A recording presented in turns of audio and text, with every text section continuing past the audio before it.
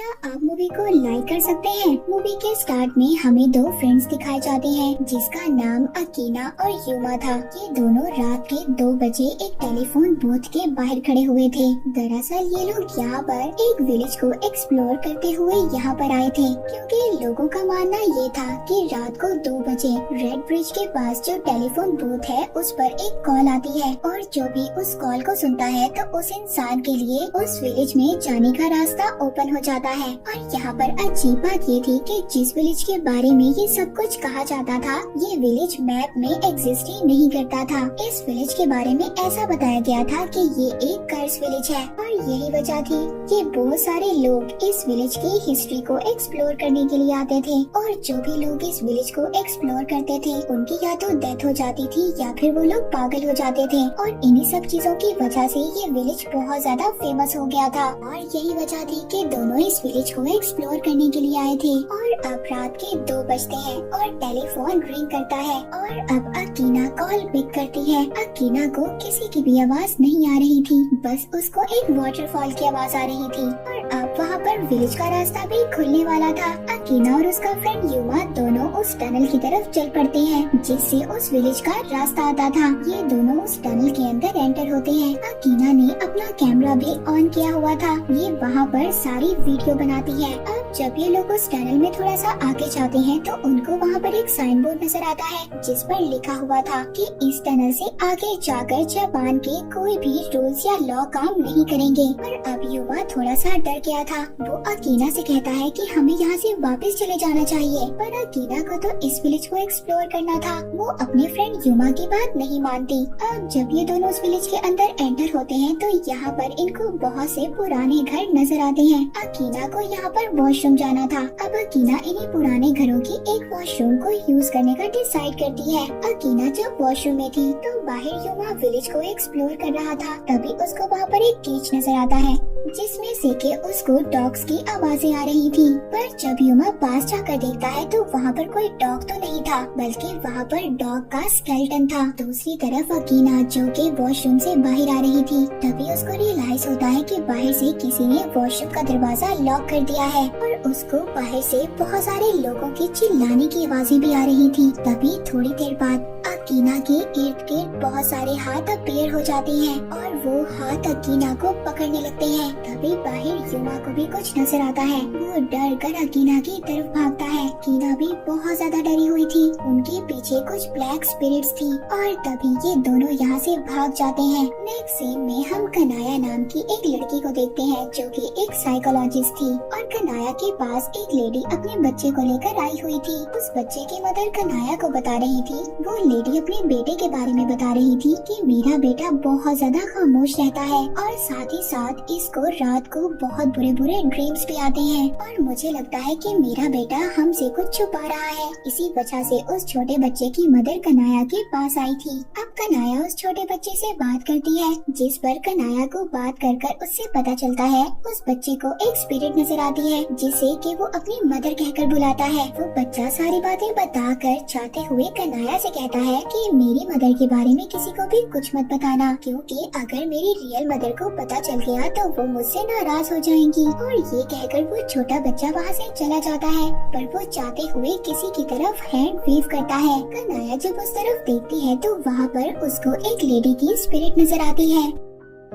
दूसरी तरफ हम अकीना को देखते हैं जिस पर उस इंसिडेंट का इतना बुरा असर हुआ था कि वो बहुत अजीब सा बिहेव कर रही थी। वो बहुत ज्यादा अजीब हो गई थी, खुद ही हंसने लगती थी, एक ही गाना बार बार गाती थी और बहुत ही अजीब से स्केचेस भी बनाने लगी थी। यहाँ पर हमें पता चलता है कि कनाया युमा की सिस्टर थी। वो अपनी सिस्टर को अपनी फ्रेंड के बारे में बताता है। वो अपनी सिस्टर से कहता है कि मैं चाहता हूँ कि तुम मेरी फ्रेंड अकीना की हेल्प करो। वो अपनी सिस्टर को बताता है कि उस रात जब हम विलेज में गए उसी वजह से मेरी फ्रेंड अजीब सा बिहेव करने लग गई और ये सब कुछ मुझे लगता है कि उसी विलेज के कर्ज की वजह से हुआ है। अब जब युमा कनाया से बातें कर रहा था तभी यहाँ पर युमा का छोटा भाई आता है। युमा के छोटे भाई को भी उसी विलेज पर प्रोजेक्ट बनाने के लिए मिला था। वो भी उस विलेज के बारे में और भी ज्यादा इंफॉर्मेशन लेना चाहता था, पर तभी वहाँ पर युमा के फादर आते हैं और वो अपने छोटे बेटे को डांटते हैं और कहते हैं खबरदार तुम इन चीजों में पड़े, तुम इन सब चीजों से दूर रहो। फिर इसके बाद कनाया युमा की फ्रेंड से मिलने के लिए जाती है, जहाँ पर उसको उससे मिलने के बाद बहुत ही नेगेटिव वाइब्स आ रहे थे। अब उसी रात युमा की फ्रेंड छत से जंप कर अपनी जान दे देती है। जब युमा की फ्रेंड की डेड बॉडी का पोस्टमार्टम किया जाता है, तब उसके पोस्टमार्टम की रिपोर्ट में तो ये आता है कि उसकी डेथ डूबने की वजह से हुई है। और ये बात सबके लिए शॉक थी। वो तो सबके सामने टावर से कूद गई थी, तो ऐसा कैसे हो सकता था कि उसकी डेथ डूबने की वजह से हुई। अब इन सब बातों को युमा समझ रहा था कि ये सब कुछ उसी विलेज के कर्ज की वजह से हो रहा है। अब वो अपने फ्रेंड्स को उसी टनल की तरफ लेकर जाता है, जिससे कि उस विलेज का रास्ता बनता था। वो वहाँ पर अपने फ्रेंड्स को वो टनल जलाने के लिए लेकर जा रहा था। और जब युमा अपने फ्रेंड्स के साथ आता है, तो वो देखता है कि टनल सील्ड हो चुका था। पर इस बात पर उसको हैरानी हुई थी कि जब वो अपनी फ्रेंड के साथ आया था, तब तो ये टनल सील नहीं था, अब सील हो गया। ऐसा कैसे हो सकता है?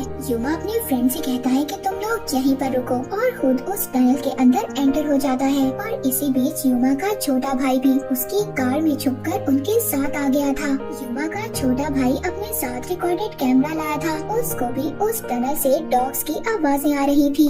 युमा के छोटे भाई को ऐसा फील हो रहा था कि उसका भाई उसको हेल्प के लिए बुला रहा है। वो भी उस टनल के अंदर चला जाता है। उस टनल के अंदर बहुत सारी स्पिरिट्स थी। तभी हमें युमा की चीख सुनाई देती है। युमा के फ्रेंड्स इन सब बातों से बहुत ज्यादा डर गए थे, और वो युमा की फैमिली और पुलिस को सब कुछ बता देते हैं। जब पुलिस और युमा की फैमिली यहाँ पर आ गई थी, तभी पुलिस को युमा के छोटे भाई का कैमरा मिलता है। इस बात से वो सब लोग समझ गए थे कि उनके साथ कुछ न कुछ तो गलत हुआ है। यहाँ पर पुलिस भी उस टनल के अंदर जाने से डर रही थी और सबको मना कर रही थी कि प्लीज अंदर मत जाएं। तभी युमा की मदर उस टनल के अंदर जाने की कोशिश करती है। जब उनको वहाँ पर सब लोग रोक रहे थे, तो वो अजीब सा बिहेव करने लगती है। उधर ही कनाया को उसी बच्चे की मदर की कॉल आती है, जिस बच्चे को हमने कनाया के पास देखा था। उसकी मदर उसको बताती है कि मेरा बेटा बहुत ज्यादा बीमार है और वो हॉस्पिटल में एडमिट है। जब कनाया हॉस्पिटल आती है, तो हॉस्पिटल आकर उसको ये पता चलता है कि जिस डॉक्टर ने युवा की फ्रेंड की ऑटोप्सी की थी, उनकी भी हालत बहुत ज्यादा खराब है और इसी वजह से उनको भी हॉस्पिटल में एडमिट कर दिया गया था। रात को कनाया उसी बच्चे के पास थी, पर जब रात को कनाया की अचानक से आँख खुलती है, तो वो बच्चा अपने बेड पर नहीं था, बल्कि उसी डॉक्टर के रूम के बाहर था, जो डॉक्टर हॉस्पिटल में एडमिट हो गए थे। जब कनाया उस छोटे बच्चे से पूछती है कि तुम यहाँ पर क्या कर रहे हो, तो वो बताता है कि मुझे यहाँ पर मेरे ग्रैंडफादर ने बुलाया है। वो यहाँ पर कुछ भी नहीं समझ पाती, पर जब कनाया उस डॉक्टर के रूम के अंदर देखती है, तो उनके बेड के इर्द गिर्द बहुत सारी स्पिरिट्स थी और यहाँ पर वो सभी स्पिरिट्स सेम सॉन्ग रिपीट कर रही थी। वो स्पिरिट्स बार बार कह रही थी कि अगर फसल खराब हो गई है तो उसे खत्म कर दो। और तभी वो सारी स्पिरिट्स कनाया और उस छोटे बच्चे की तरफ बढ़ने लगती है और सामने से उस डॉक्टर की स्पिरिट भी उनकी तरफ आ रही थी, जिस डॉक्टर ने अकीना का पोस्टमार्टम किया था। पर तभी यहाँ पर एक नर्स आती है और उसके आने के बाद सब कुछ नॉर्मल हो जाता है।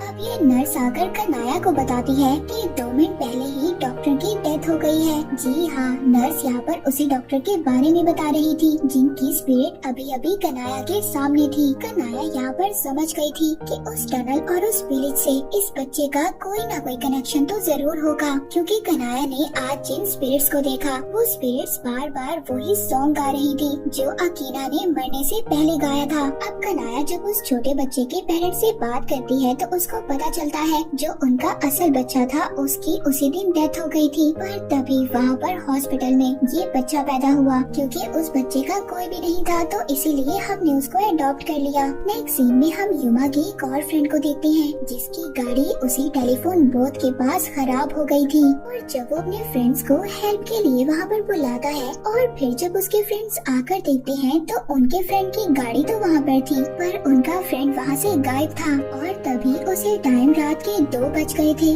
वो टेलीफोन भी रिंग करता है। उन दो फ्रेंड्स में से एक फ्रेंड उस फोन को रिसीव करता है पर उसमें से कोई भी आवाज नहीं आती। दूसरा फ्रेंड भी जब फोन सुनने के लिए आता है तो वो बूथ खुद ब खुद बंद हो जाता है और अचानक से उस टेलीफोन बूथ में पानी भरना स्टार्ट हो गया था और तभी उस टेलीफोन बूथ के बाहर बहुत सारे स्पिरिट्स जो कि वही सॉन्ग गा रहे थे। इसके बाद सीन शिफ्ट होता है कनाया पर। कनाया अपने फादर से बार बार पूछ रही थी इन सब के बारे में, मगर उसके फादर बहुत ज्यादा परेशान थे और कनाया को कुछ भी नहीं बताते। और कनाया अब इन सब बातों के बारे में जानने के लिए अपने ग्रैंडफादर के पास जाती है, जहाँ पर उसको अपनी ग्रैंडमदर के बारे में याद आता है। दरअसल उसकी ग्रैंडमदर भी स्पिरिट्स वगैरह को देख सकती थी और स्पिरिट्स देखने का ये गिफ्ट कनाया को अपनी ग्रैंडमदर से ही मिला था। अब कनाया अपने ग्रैंडफादर को उसी विलेज के बारे में बताती है। उसके ग्रैंडफादर कहते हैं कि हाँ, पिछले कुछ साल पहले वो विलेज एग्जिस्ट करता था और उस विलेज के पास एक डैम था। उस डैम के टूटने की वजह से पूरा विलेज डूबकर डिस्ट्रॉय हो गया। तभी कनाया को अपनी ग्रैंडमदर याद आती है जब वो एक दिन अपनी ग्रैंडमदर के पास बैठी थी। उसने वहाँ पर अपनी ग्रैंडमदर के साथ बैठकर तभी दूर एक लड़के को देखा था और सरप्राइजिंगली वो लड़का उसको वही उसी जगह पर दूर खड़ा हुआ मिलता है। कनाया ने अपने बचपन में इस लड़के के विजन्स को देखा था और आज वो रियल में इस लड़के से मिल रही थी। वो लड़का उस विलेज के बारे में बहुत कुछ जानता था। उस लड़के को उस विलेज के बारे में बहुत ज्यादा इन्फॉर्मेशन थी। वो कनाया को एक और वीडियो दिखाता है जिसमें कनाया को पता चलता है कि उस विलेज में रहने वाले लोग बहुत अर्सा पहले बहुत खुशी खुशी रहा करते थे।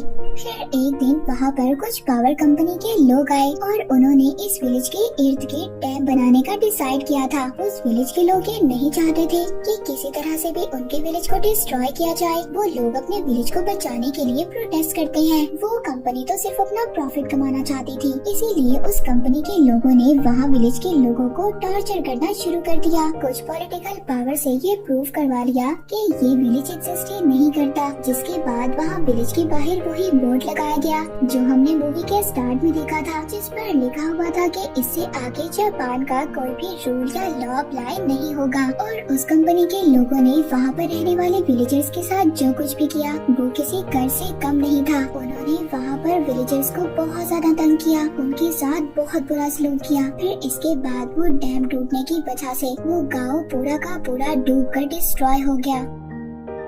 कनाया उस वीडियो में अपने ग्रैंडफादर को भी देखती है और उसको पता चलता है कि उस कंपनी के ऑनर कोई और नहीं बल्कि उसके ग्रैंडफादर थे और यही वजह थी कनाया की फैमिली के साथ ये सब कुछ हो रहा था। अब कनाया उस लड़के को लेकर उसी टेलीफोन बूथ के पास जाती है जहाँ पर 2 बजे दोबारा से वो फोन रिंग करता है। कनाया उस फोन को अटेंड करती है। फोन अटेंड करने पर उसे अपने भाई युमा और अपने छोटे भाई की आवाज आती है जो उसे हेल्प के लिए बुला रहे थे। कनाया उस लड़के के साथ उसी टनल से एंटर होकर विलेज के अंदर एंटर हो जाती है, जहाँ पर आकर उन्हें ये फील होता है कि वो टाइम से कुछ पीछे आ गए हैं। वहाँ पर कनाया देखती है कि इर्द गिर्द विलेजर्स की डेड बॉडीज पड़ी हुई थी और एक केज में उसको अपने दोनों भाई बंद हुए मिलते हैं। ये अपने दोनों भाइयों को वहाँ से छुड़वाती है। फिर इसके बाद ये एक और केज के पास जाती है जहाँ पर एक लड़की बहुत बुरी हालत में थी और उसके साइड पर ही एक न्यूबॉर्न बेबी था। वो लड़का जो कनाया के साथ था वो कनाया को बताता है कि तुम्हें इस बच्चे को लेकर बहुत जल्दी इस गांव से दूर जाना होगा क्योंकि जल्द ही ये विलेज डूब जाएगा और जब ये विलेज डूब जाएगा तो ये बच्चा ही इस विलेज के लोगों के नाम को आगे बढ़ाएगा और यही बच्चा है जो इस विलेज के कर्ज को खत्म कर सकता है। अब जब कनाया, उसके भाई और वो लड़का सभी इस गांव से दूर भाग रहे थे तो वो लड़की जिसका ये बच्चा था वो इनके पीछे आ रही थी और वो लड़की एक इविल में बदल गई थी और इन पर अटैक करती है। वो लड़का और युमा दोनों मिलकर उस लड़की को रोकते हैं। वो दोनों कनाया को कह रहे थे कि इस बच्चे को लेकर यहाँ से दूर चली जाओ। जब कनाया अपने छोटे भाई के साथ उस बच्चे को उस गांव से दूर ले आई थी, वो दोनों उस टनल से निकलकर बेहोश हो जाते हैं पर उनके पास वो बच्चा नहीं था। इसके बाद कनाया और उसके छोटे भाई को हम हॉस्पिटल में देखते हैं और दूसरी तरफ तरफ वो छोटा बच्चा जिसको कनाया उस गांव से ले आई थी, उस बच्चे को एक फैमिली उठाकर ले जाती है। फिर इसके बाद कनाया को डॉक्टर्स बताते हैं कि उन्हें उसके भाई युमा की डेड बॉडी मिली है और साथ ही साथ उसके साथ 2 स्केलेटन्स भी थे। कनाया समझ गई थी कि ये 2 स्केलेटन उन्हीं के थे, जो कि एक लड़के का